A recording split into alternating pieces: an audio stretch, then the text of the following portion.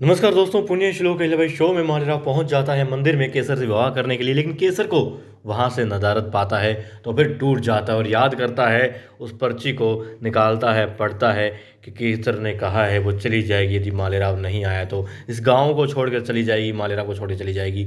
अब बेचारा दुखी हो जाता है। तभी पीछे से देखती है केसर, मालेराव, राजकुमार। अब राजकुमार देखता है, अरे केसर तुम, अच्छा हुआ तुम कहीं नहीं गई। उसे लगा कि कहीं उसकी केसर चली ना गई हो। उसने कहा ये तब होगा जब वो जिंदगी से चली जाएगी। ऐसा मत कहो केसर, कोई बात नहीं। फिर ये क्या क्या तुम्हारा एक खत, तुमने कहा था कि तुम चली जाओगी। नहीं, मैंने ऐसा कुछ नहीं कहा। मैंने तो आपको जो सैनिक आया था उससे कहा था कि मैं इंतज़ार करूंगी। अब मालेराव कहता है कोई और भी है तीसरा जो हमारे बारे में जानता है, मतलब वो हमें दूर करना चाहता है और इससे पहले कोई फ़ायदा उठाए इस चीज़ का, हम इस मसले को ख़त्म कर देंगे।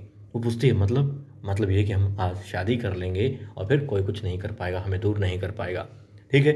अब जैसे ही सिंदूर निकालता है मालेराव, दोनों बहुत भाव से उसको देखते हैं पहले, फिर उसके मांग में सिंदूर भरने वाला होता है। देवी हिलाती हैं, चिल्लाती हैं, रुक जाओ मालेराव, और मालेराव रुक जाता है। केसर डर जाती है, आंखें खोलती हैं, क्या पाती हैं, देवी हिला जाने लगती है जब दुल्हन ने कहा कि केसर अपने घर जाओ।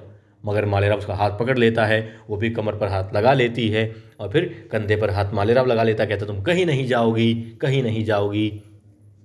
देवी अहिल्या कहती है इसे जाने दो। नहीं, ये कहीं नहीं जाएगी, हम इससे प्यार करते हैं, बेपनाह मोहब्बत करते हैं इससे, हमने वादा किया है। फिर देवी अहिल्या कहती है वादा तो तुमने इससे भी किया था।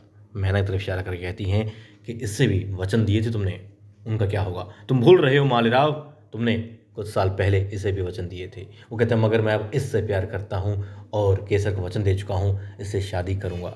देवी अहिल्या कहती है ये बेशर्मी छोड़ो और तुम अपने साथ क्यों बाकियों की ज़िंदगी भी ख़राब कर रहे हो। जी हाँ, देवी का इशारा था मैना की तरफ, मगर वो कहता नहीं, उस तरफ देखते हुए, मैं किसी की ज़िंदगी बेकार नहीं कर रहा हूँ, ख़राब नहीं कर रहा हूँ और ना ही कुछ गलत कर रहा हूँ, क्योंकि प्यार करता हूँ तो बस उस प्यार को नाम दे रहा हूँ। देवी अहिल्या कहती है कि तुमने कभी भी अपने कर्तव्य को ना समझा है ना निभाया है मालेराव, फिर भला इस रिश्ते में क्यों जा रहे हो?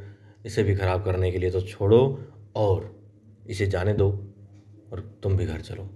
अब मालेराव कहता नहीं केसर, तुम कहीं नहीं जाओगी। फिर देवी अहिल्या उससे कहती है कि ये तो जैसा है सो है, तुम्हें तो पता था ना केसर कि ये शादीशुदा है। अब केसर रोने लग जाती है, तुम्हें तो अच्छे से पता था कि शादीशुदा है, फिर तुम क्यों किसी का घर बर्बाद कर रही हो? अब कहती है अपने घर जाओ। बीच में मालेराव बोलने लगता है तो वो कहती है मालेराव मैं तुमसे बात नहीं कर रही हूँ, केसर से बात कर रही हूँ। और केसर जवाब दो। अब बेचारी केसर क्या जवाब दे, हाथ पकड़ रखा था मालेराव ने और दिल तो दोनों का एक हो चुका है, कुछ नहीं कह पा रही थी। फिर देवीला कहती है घर जाओ और वो बेचारी चली जाती है। और देखिए इन सबको, मतलब मालेराव और केसर को देखते हुए, जब केसर से छुड़वाने के लिए अपने मालेराव को मैनाबाई आगे बढ़ी थी तो देवीले ने उसका हाथ पकड़े उसको रोक लिया था। एक तरफ केसर और मालेराव थे तो एक तरफ देवीले और मैनाबाई थी, मगर अब केसर जा चुकी है और मालेराव को, जी हाँ, सबक सिखा करके देवी है महल की तरफ आ रही होती हैं। महल में गौतमबाई साहब हरकुबाई होती हैं, मंदिर में होती हैं। वो देखती हैं देवी अहिल्या को कि वो मैना का हाथ पकड़कर उसको खींच के लेके आ रही होती हैं। कहती है ऐसा क्या हो गया, ऐसा क्यों पकड़ रखा है मैना को, और हमारी तरफ देखा तक नहीं उसने, कुछ बात हुई है, क्या हुआ है? मालेराव ने कुछ कहा क्या? तभी देखते हैं मालेराव भी पीछे पीछे आ रहा होता है। अब मल्हार राव सुबेदार जी तेज कदमों के साथ में गौतमबाई साहब के साथ में उस तरफ बढ़ते हैं जहाँ पर होती है मैनाबाई। जी हाँ, मैनाबाई के कक्ष में बेचारी बिस्तर पर औंधी मुँह गिरी होती है, रो रही होती है और जी हाँ, देवी अहिल्या गुस्से में होती है। अब गौतमबाई साहब मल्हार राव सुबेदार जी आते हैं, पूछते हैं आखिर हुआ क्या है। गौतमबाई साहब पूछती हैं मैना सब ठीक तो है, क्या हुआ, मालेराव ने कुछ कहा है? अब देवी अहिल्या देखती है कि मालेराव आ रहा है, कहती है रुक जाओ मालेराव, तुम एक कदम और आगे नहीं बढ़ाओगे। और फिर कहती हैं आरती की थाल लाई जाए। गौतमबाई साहब पूछते हैं आखिर क्या हुआ है, कभी तुम गुस्से में हो अब आरती की बात कर रहे हो, ऐसा क्या किया है मालेराव ने? अब देवी अहिल्या कहती है कि मैं तो सिर्फ आरती करने की बात कर रही हूँ। भाई साहब, मालेराव ने जो काम किया उसके लिए तो ढोल नगाड़े बजने चाहिए, हाथी घोड़ों से इसका स्वागत होना चाहिए। आखिर किया क्या, कुछ बताओगी? फिर वो बताती हैं कि ये मल्हार राव सुबेदार जी को कहती हैं कि आपके पोते दूसरा विवाह करने चले थे। अब सब हैरान हो जाते हैं और कहते हैं तो क्या हुआ, हम प्यार करते हैं केसर से, कोई अपराध नहीं किया हमने। अब वो कहती हैं देखा अपराध है मालेराव, तुम अपनी इस पत्नी मैनाबाई को तो वक्त दे नहीं पाते, केसर को क्या वक्त दोगे? उसके साथ क्यों खिलवाड़ कर रहे हो? वो कहती हैं कि तुमने जो वचन दिए थे इसे, उन्हें तुम भुला रहे हो, झुठला रहे हो। तुम कोई तो अपना कर्तव्य निभा लो। ना तुम राजकुमार वाले कर्तव्य निभा पाते हो, ना तुम पति वाले निभा पाते हो, और अपने मान सम्मान के साथ में, परिवार के मान सम्मान के साथ में खिलवाड़ कर रहे हो। अब सब लोग हैरान होते हैं। और वहाँ, जी हाँ, केसर पहुँचती है अपने घर में। जाते ही खूब रोती है, जो दागिने पहने थे उतार उतार फेंकती है, प्रभु के चरणों में भी देखती है कि क्या हो गया। और फिर जी हाँ, आईने के सामने होती है तो पीछे पलट कर क्या देखती है, जब आवाज़ आती है, केसर सब ठीक हो जाएगा, चिंता मत करो, हम तुम्हारे साथ हैं।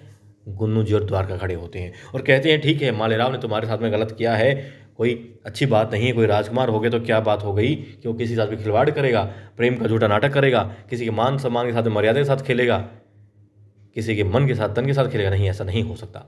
फिर वो कहती है, ऐसा कुछ भी नहीं है। जब लोग कहते हैं कि हम तुम्हें तुम्हारा अधिकार दिलवा कर रहेंगे, चिंता मत करो, न्याय मिलेगा तुम्हें, कुछ अहित नहीं होने देंगे, और इस बात का हर गांव वाले को पता लगना चाहिए, हम सबको बताएंगे, केसर तुम भी बताना, और हम न्याय लेकर के रहेंगे।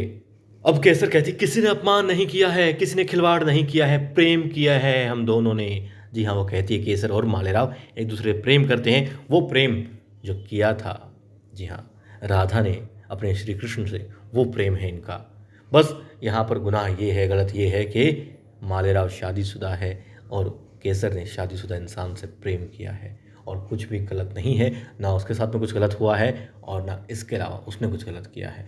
अब द्वारका और गुरु जी बेचारे सोचते हैं, गलत आए कोई फ़ायदा नहीं है, लेकिन दोस्तों कुछ तो होगा जो हम आने वाले एपिसोड में देखेंगे, क्योंकि बहुत बड़ा बवाल होने वाला है।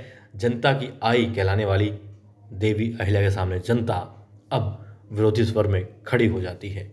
तो देखते हैं आने वाले एपिसोड में क्या होता है, किस तरीके से देवी अहिल्या जनता को समझाती है।